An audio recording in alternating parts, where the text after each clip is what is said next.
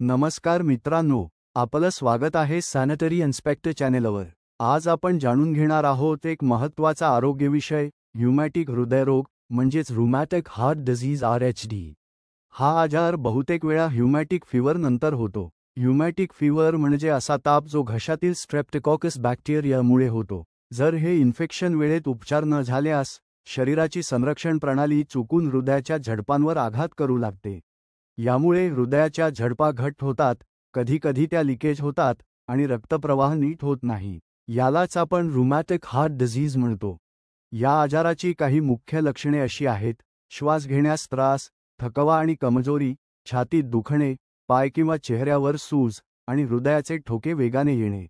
या आजारावर वेळेवर उपचार करणे फार आवश्यक आहे। अँटीबायोटिक्स देऊन जीवाणू नष्ट केले जातात, सूज कमी करणारी औषधे दिली जातात आणि गंभीर अवस्थेत हृदयाच्या झडपांची दुरुस्ती किंवा बदल करावा लागतो। ह्यूमॅटिक हृदयरोग टाळण्यासाठी काही सोप्या सवयी पाळा। घशात दुखणे किंवा ताप असल्यास ताबडतोब डॉक्टरांकडे जा, अँटीबायोटिक कोर्स पूर्ण करा आणि स्वतःहून औषधे थांबवू नका। थोडीशी काळजी आणि जागरूकता ठेवा, कारण आरोग्य हाच खरा धन आहे।